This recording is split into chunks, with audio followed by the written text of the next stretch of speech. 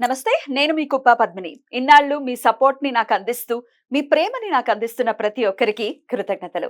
ఇప్పుడు చూడబోతున్న ఈ వీడియో కూడా ఖచ్చితంగా మీకు ఉపయోగపడుతుంది. లైక్, షేర్ అండ్ సబ్స్క్రైబ్ చేసి మీ ఇష్టాన్ని, అలాగే మీ సపోర్ట్‌ని నాకందించండి. అలాగే ఈ వీడియో పట్ల మీ అభిప్రాయాన్ని కామెంట్ సెక్షన్‌లో కామెంట్ చేసి నాకు తెలియచేయండి. నమస్తే. నమస్కారం. రేపటి విశిష్టతని ఒకసారి చూద్దాం. రేపు 23వ తారీఖు జాన్వరి నెల 2025వ సంవత్సరం గురువారం. శ్రీ క్రోధినామ సంవత్సరం ఉత్తరాయణం హేమంత్ ఋతువు ఉత్తరాషాఢ కార్తె. రేపు పుష్యమాస బహుళపక్ష నవమి తిథి సాయంత్రం 5:37 వరకు. తదుపరి దశమి తిథి విశాఖ నక్షత్రం రాత్రి తెల్లవారుజామున 5:08 వరకు. తదుపరి అనురాధ నక్షత్రం. గండ యోగం రాత్రి తెల్లవారుజామున 5:07 వరకు. తదుపరి వృద్ధి యోగం. గరజ కరణం సాయంత్రం 5:37 వరకు. వాణిజ్య కరణం రాత్రి తెల్లవారుజామున 6:36 వరకు ఉంటాయి. సూర్యుడు మకర రాశిలో ఉత్తరాషాఢ నక్షత్రంలో రాత్రి 4:45 వరకు. తదుపరి శ్రవణ నక్షత్రంలో సంచరిస్తాడు. చంద్రుడు తులారాశిలో రాత్రి 10:32 వరకు. తదుపరి వృశ్చిక రాశిలో సంచరిస్తాడు. నక్షత్ర వర్జం ఉదయం 8:46 నుండి 10:32 వరకు. అమృతకాలం రాత్రి 7:24 నుండి 9:10 వరకు.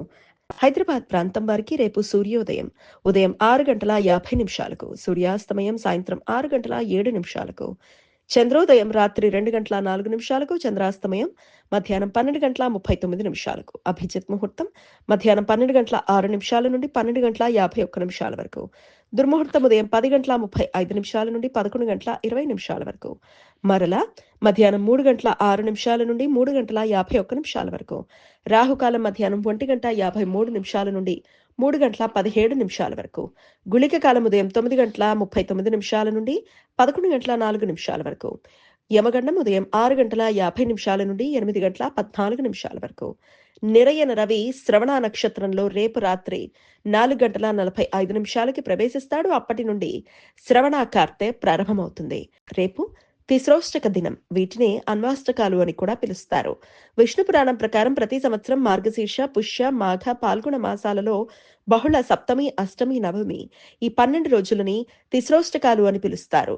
ఈ రోజులలో గృహస్థులు తమ పూజా సమయంలో పితృదేవతలకు ఒకసారి నువ్వులతో తర్పణం వదలటం వలన వంశ వృద్ధి, సంతాన అభివృద్ధి జరుగుతుంది అనే నమ్మకం. గురువారం అనురాధ నక్షత్ర కలయిక ఉండటం వలన సర్వార్థ సిద్ధి యోగం రాత్రి 5:08 నుండి ఎల్లుండి సూర్యోదయం వరకు ఉంటుంది. ఈ సమయంలో నూతన వ్యాపార ప్రయత్నాలు చేయటానికి, కొత్త పనులు ప్రారంభించడానికి అనుకూలం. ఏకార్గళ దోషం రేపు తెల్లవారుజామున 4:38 నుండి 5:07 వరకు ఉంటుంది. గండయోగం జరుగుతున్న సమయంలో రవి అభిజిత్ నక్షత్ర సంచారం చేస్తున్నప్పుడు, చంద్రుడు విశాఖ నక్షత్ర సంచారం చేసే సమయంలో ఈ ఏకార్గళ దోషం ఏర్పడుతుంది. ఈ దోష సమయంలో ఎటువంటి శుభకార్యాలు చేయడానికి అనుకూలం కాదు. ఈ సమాచారాన్ని మనకు అందించిన వారు మేడికొండూరు విశ్వనాథ్ ప్రసాద్ గారు. ఆయనకు కృతజ్ఞతల్ని తెలియజేస్తూ నారాయణ స్మరణతో సమస్త సన్మంగళాన్ని భవంతు. నమస్కారం.